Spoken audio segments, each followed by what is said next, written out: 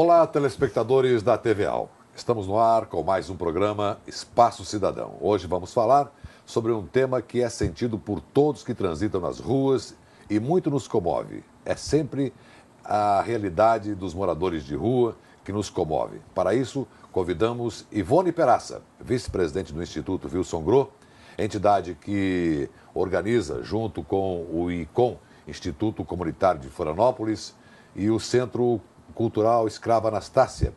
O movimento se chama Direito à Vida, vida dos moradores de rua de Florianópolis em busca de soluções. Ivone, uma honra em tê-la aqui no programa. Obrigado por ter aceito o convite da produção para nós debatermos esse importante tema no programa de hoje.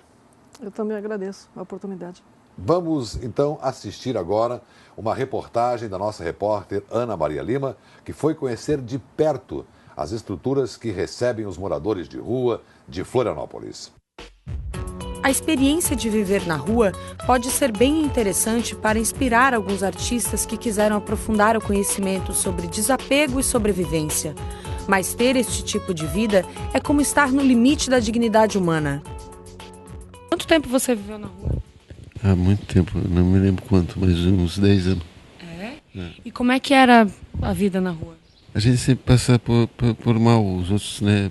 Pouca gente pensa que vai ajudar a gente, mas não acaba. Aqui já foi 5 vezes. Né? Aqui, você já teve 5 vezes aqui? 5 vezes. Uhum. Né?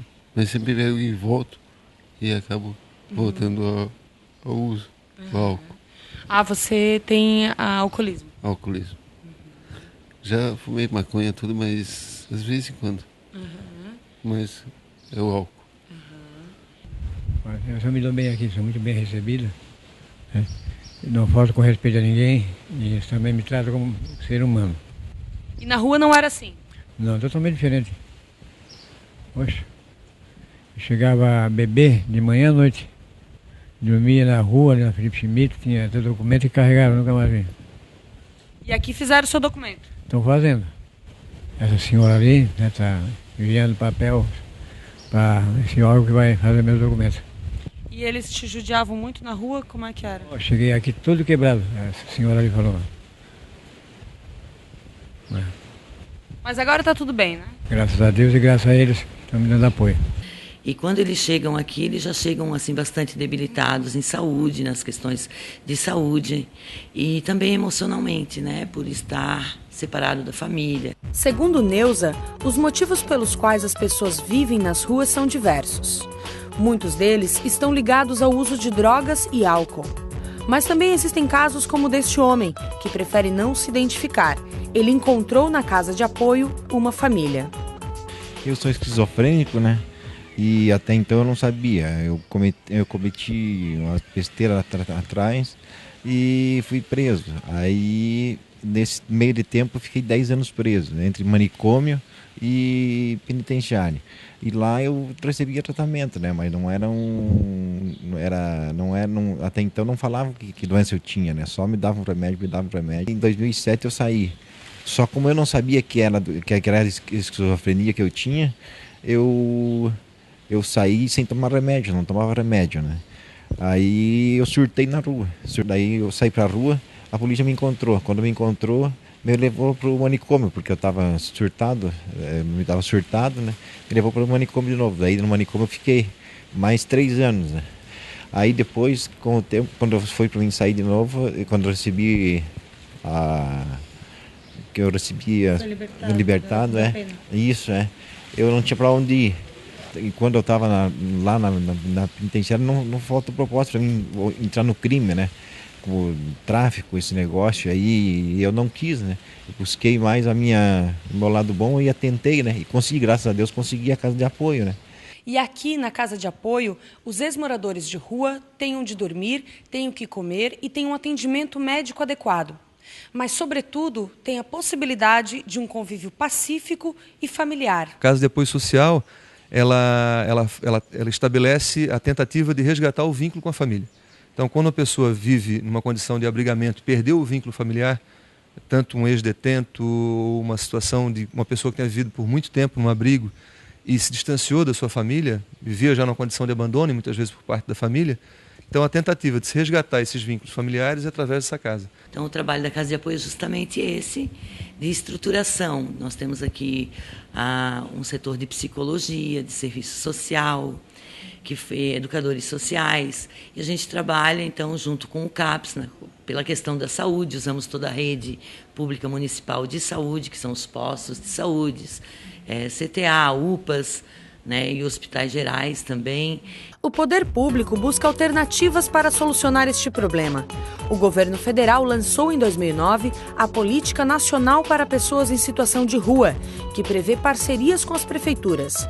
Aqui em Florianópolis, a Secretaria Municipal de Assistência Social mantém uma rede de atenção a estas pessoas, envolvendo os CAPs, Centros de Atenção Psicossocial, Casas de Apoio, Casa da Liberdade e toda a rede de saúde pública. Existem ainda ONGs e comunidades terapêuticas que desenvolvem trabalhos junto às pessoas de rua.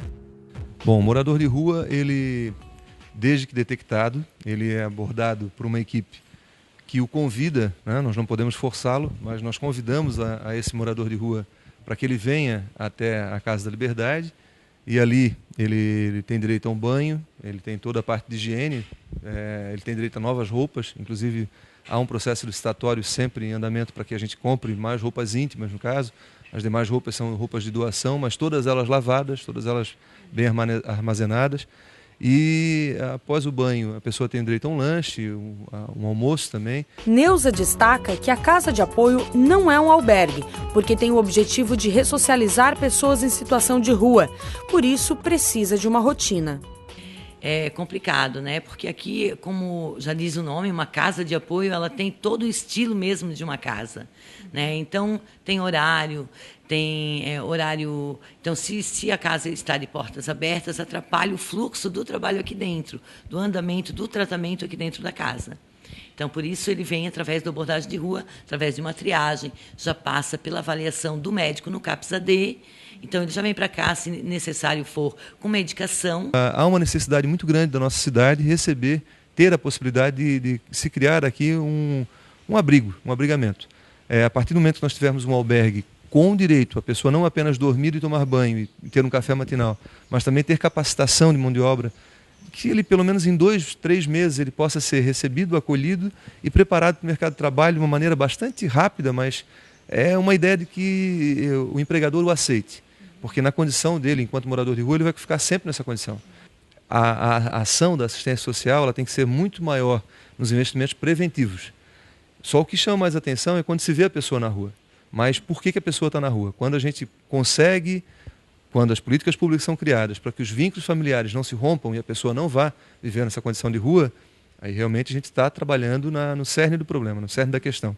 Então, investimentos em educação, em outras áreas como saúde também são necessários, mas na área da assistência social, o investimento na política de proteção social básica. Então, através dos CRAs, os CRAs bem equipamentados, nós temos hoje 13 CRAs na cidade de Florianópolis, mas eles têm que ser melhor equipamentados, eles têm que ter mais capacitação.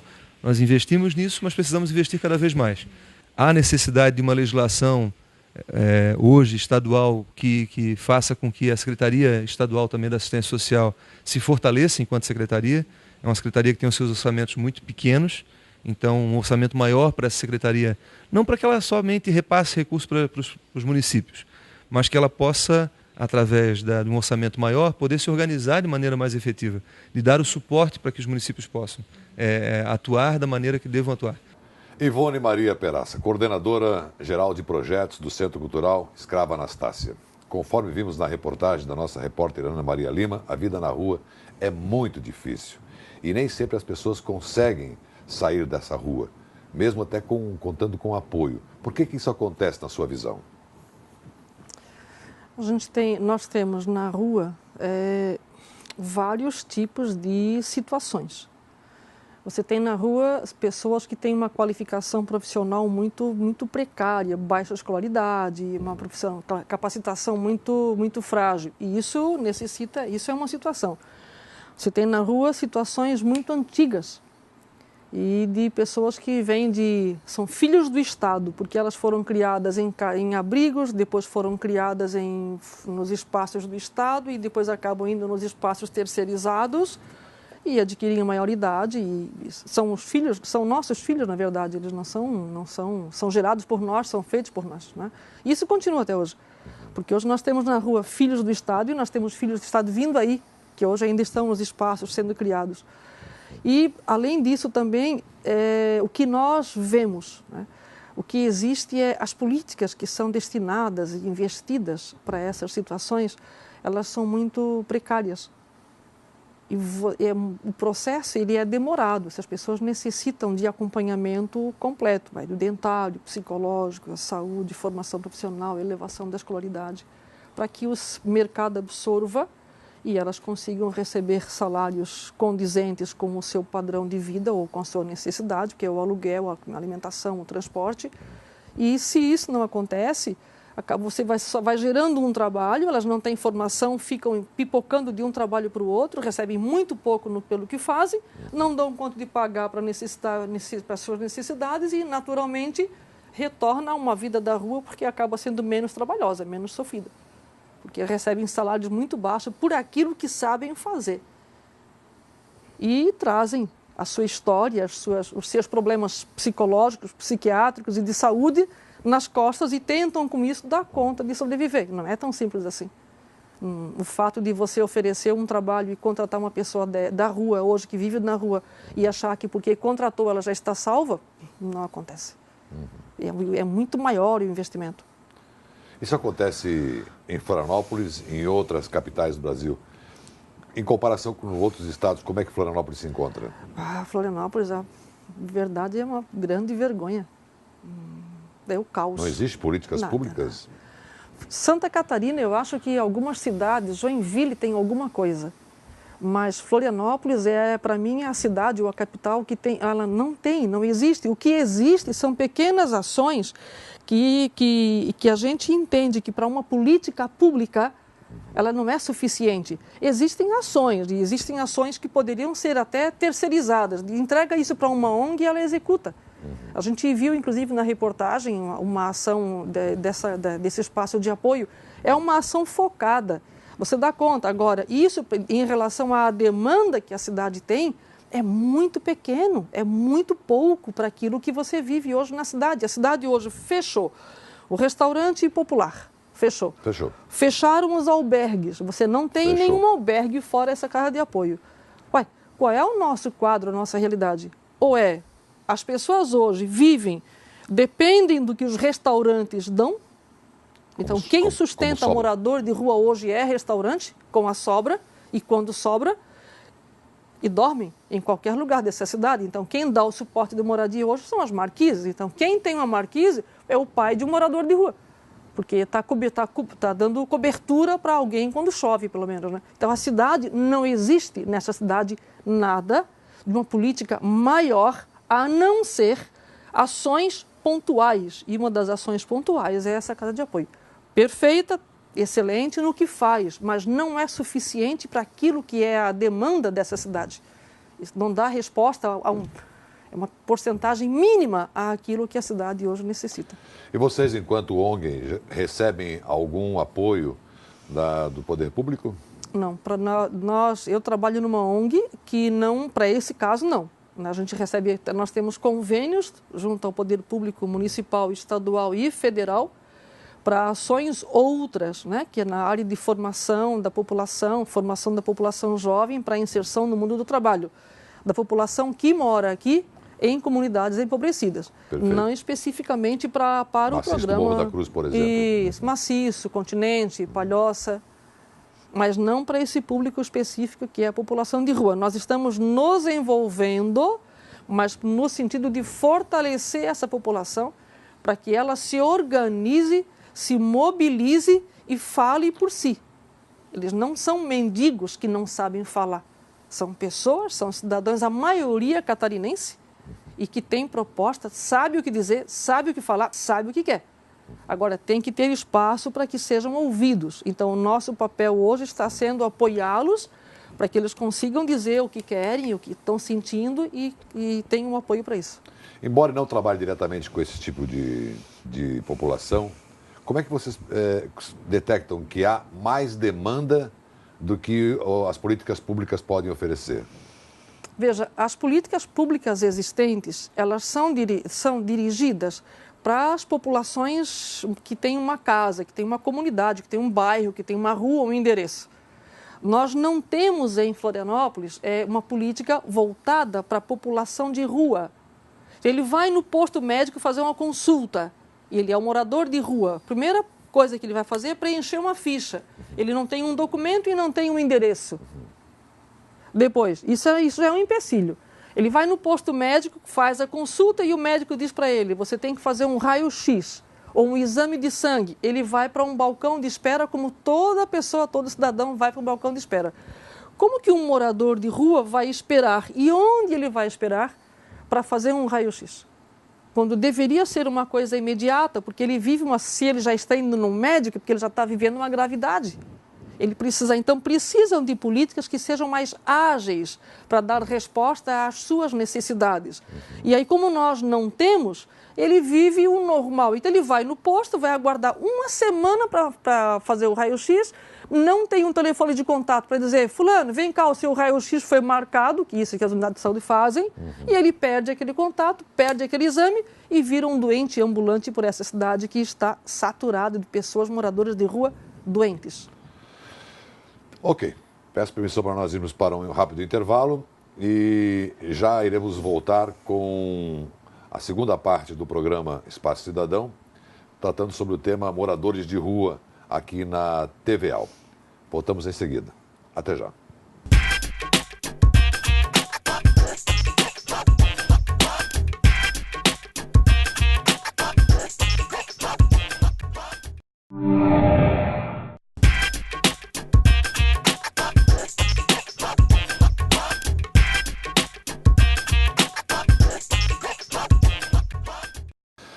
Bem, estamos de volta com o programa Espaço Cidadão aqui na TVAL. Nossa convidada de hoje é Ivone Maria Peraça, que é a coordenadora-geral de projetos do Centro Cultural Escrava Anastácia e do Movimento Direito à Vida dos Moradores de Rua de Florianópolis, em busca de soluções. Temos mais um trecho da reportagem da nossa repórter Ana Maria Lima e, em seguida, nós vamos continuar o nosso papo aqui no programa Espaço Cidadão. Vamos assistir a matéria. A Casa da Liberdade funciona de forma diferente da Casa de Apoio. Aqui, os moradores de rua recebem comida, roupas, atendimento de saúde e voltam para a rua. Os funcionários da Casa da Liberdade realizam uma ação que se chama Abordagem de Rua. A nossa equipe de reportagem acompanhou uma dessas ações. E, na verdade, a gente tenta trazer ele para o nosso lado, até num trabalho de convencimento, para ser mais fácil para a gente fornecer os encaminhamentos para eles. Mas, ao mesmo tempo que a maioria dos usuários que a gente atende são usuários de droga, então esse vínculo se torna bastante complicado, porque tem momentos que eles nos têm do lado deles e tem momento que não. Tem momento que eles não querem nem conversar com a equipe quando chega. Então tem esses dois lados. A gente é mais amigo, a gente tenta ser bem amigo deles, né? Que a gente sabe do problema deles já conhece, e a gente tenta fazer o máximo amizade com eles assim para poder então entendê-los, né? E eles não entenderam também o nosso trabalho. Tu estás em situação de rua? Não, faz provavelmente faz de rua mesmo, faz uns 6, 7 meses mais ou menos. Tu usas algum tipo de droga? Que droga tu Uso crack. Crack? Tá, não estás com vontade de fazer tratamento? É assim, senhora, eu já fui internado 1 ano e 6 meses, fiquei no Creta, internado, saí, voltei de novo pro Creta. Hoje em dia eu não faço questão de... Não tens vontade de fazer tratamento agora? Não adianta, por enquanto, não adianta eu querer fazer as coisas por espontânea, por impulso, que amanhã eu vou me arrepender e vou sair. Tá, tu conhece a equipe da abordagem de rua? Tá, então tu sabes onde é que a nossa sede, que funciona aqui na Passarela do Samba, Nego Querido, né? Então a gente fornece banho, o café da manhã, o café da tarde, tu podes ir ali conversar com a Centro Social também. E quando tu tiveres vontade de fazer um tratamento para dependência química ou qualquer outra coisa, é só nos procurar ou procurar a equipe que está na rua também. Tem algum tipo de vínculo com eles, fora isso? No momento eu não tenho tido, não me desliguei. Desligou da família? Tem 1 ano já. Tá, e o que tu usa? De drogas? Isso. O que faz fumaça. E já tentou alguma internação, algum tratamento? Ainda não fiz experiência, tenho vontade, mas não senti confiança ainda em nenhum grupo assim. Então vamos conversar ali na nossa sede, talvez a gente vê um outro local que a gente pode estar te encaminhando, um local que seja melhor para ti, que tu aceites. O que tu acha? Tá, proposta não ofende, né, mas a princípio um devagar. A gente tem que querer, né? É. O local às vezes não importa muito. Não, eu falo assim, o meu medo maior é ficar num lugar onde dê remédios, coisa assim pra gente, sabe? Tipo, curar de uma coisa e acabar te colocando em outra. Geralmente as comunidades terapêuticas elas não fornecem medicamento, né? O vício em drogas e álcool são maioria nos atendimentos de saúde realizados com as pessoas que vivem nas ruas. Neste caso, existe uma rede de atendimento oferecido pela saúde pública.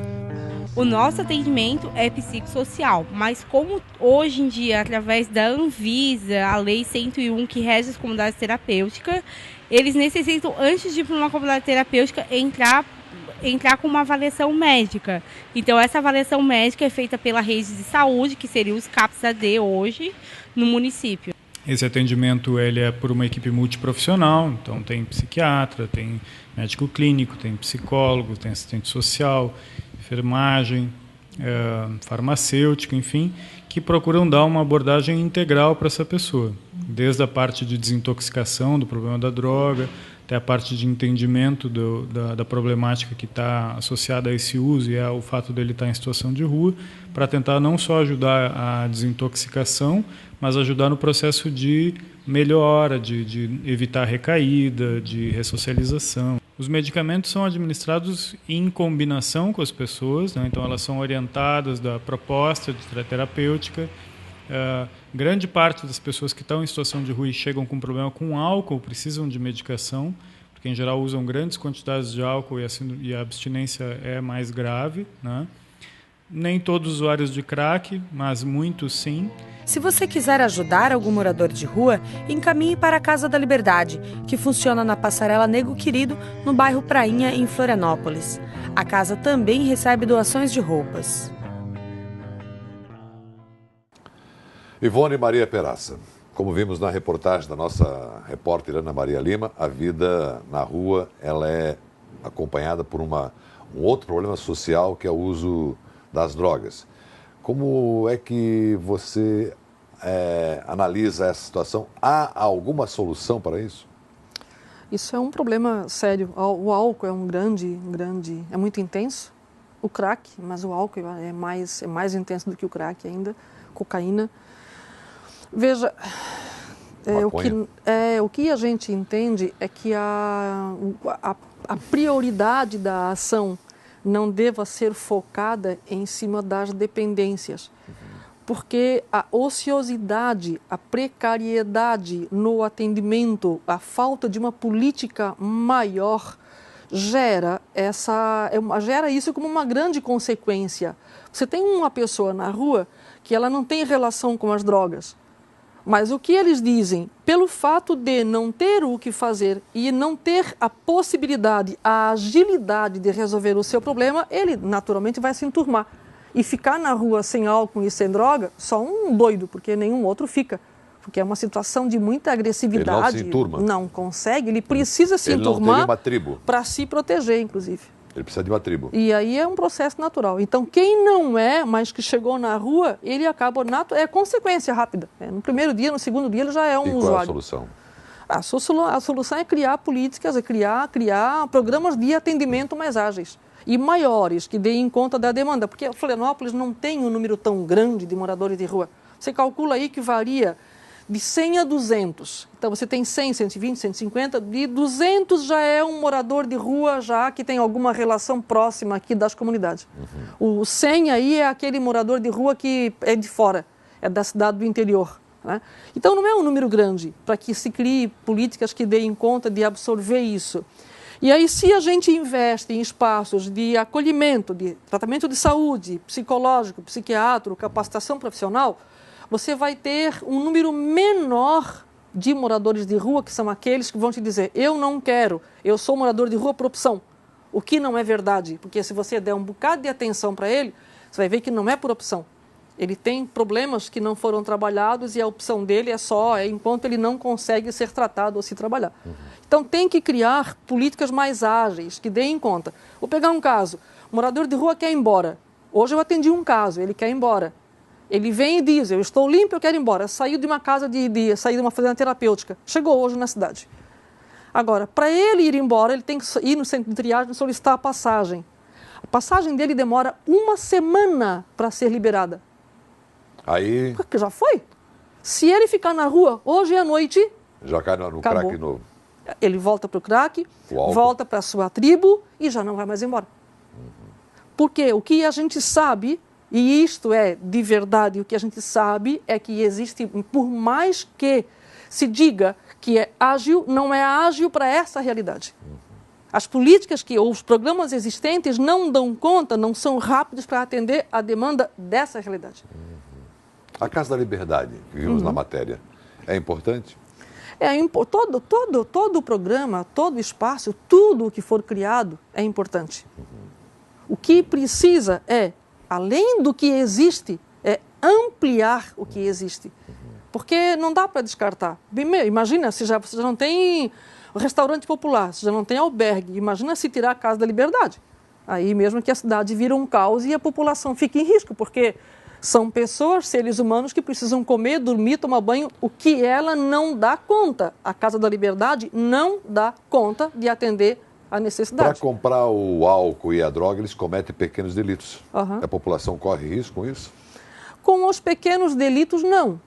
Mas quanto mais difícil a situação deles na rua, mais a população corre em risco, sim. Eles não dormem à noite de forma adequada e são acordados várias vezes à noite para mudar de lugar. Isto é fato real, basta perguntar a eles próprios. Eles são acordados várias vezes à noite. O que eles dizem eles dormem nos bancos durante o dia, porque durante o dia eles sabem que ninguém vai acordá-los e ninguém vai agredi-los. Por isso que você passa na praça, em qualquer lugar, você encontra pessoas dormindo na rua durante o dia. Porque durante o dia a cidade não permite que nenhuma agressão aconteça. Alguém vai defendê-lo. Porque à noite não tem condições disso. Então, se você provoca um morador de rua durante o dia, ele está agressivo, ele está nervoso. Mas está nervoso por quê? Não dormiu. Não dormiu. Não come direito. Está agressivo mais ainda. Ele é mal criado. Se ele te pede uma esmola e você não dá, ele vai te dizer 2 palavras agressivas, porque ele está com fome. Está doente. Porque a maioria deles estão doentes. Doentes mesmo, literalmente. Não é assim, não é gripe. Estão doentes. Nós vivemos uma cidade hoje com uma população doente andando pela rua. Perfeitamente. O governo federal, Ivone, lançou um conjunto de ações de combate ao crack. Um dos pontos polêmicos do programa é a possibilidade de internar o usuário, mesmo contra a sua vontade. Qual é a sua posição sobre essa ação do governo federal? Primeiro, eu acredito e vejo por experiência que internar um dependente químico contra a vontade você não tem eficácia. Você vai ter que criar sistemas de repressão. Vai ter que criar sistemas de contenção. Ou remédios, dosagens fortes de remédio que também não vai lhe fortalecer. Porque ele vai ficar, vamos voltar para o sistema anterior que a gente tinha quando era em São Pedro de Alcântara, né, na Colônia Santana. Então, isso eu acho que é uma situação. O outro ao invés de... O que percebemos, que ao invés de criar internação por força, que se criem políticas que possam inserir essa população para que elas possam encontrar respostas para a sua vida e percebam, na verdade, que o uso da droga e do álcool, da cocaína, maconha, é uma doença que precisa ser tratada. Eu acredito que a gente vai chegar ainda numa situação da mesma forma que a gente chegou no álcool, que é admitir que o usuário de drogas é uma pessoa doente que precisa ser tratada, que precisa ser assistida, que precisa depois ser inserida no mundo, na sociedade como uma pessoa normal. Mas eu acredito muito mais nas políticas de inserção dessas pessoas na sociedade através da formação profissional, através de práticas esportivas, através da elevação escolar, através do acompanhamento familiar, do que nas políticas de contenção e nos programas que forcem a internação. Existem casos que necessitam, sim, mas não como norma geral. Na reportagem da Ana Maria Lima, vimos aquela moradora de rua dizendo que ela não queria se internar porque ela trocaria a droga pelo remédio, como droga também. A sua posição? Os usuários que já passaram por várias internações, eles necessitam de acompanhamento diferente. Porque eles já adquiriram um vício, eles internam e saem, internam e saem, internam e saem. E muitas vezes internam um mês, que é para poder sair da rua, poder tomar um banho, se fortalecer fisicamente e volta. E volta. É porque tem que ter outra política. Não basta. Se a gente focar na droga como o grande problema do Brasil, a gente se perde, porque não é a droga o grande problema. Nós temos necessidade de políticas sociais que não existem. O recurso para a área social é uma menor... A menor rúbrica de qualquer governo. Justamente. E aí, enquanto a gente ficar nisso, a gente vai gastar muito mais dinheiro com outras políticas que são as de darem conta de resolver as consequências e não se investe nas ações prioritárias. Só as ONGs que cuidam dessa população? Essa população tem voz, tem vez? Tem pouco espaço, né? Tem pouco espaço, ou ainda são vistas como problemas.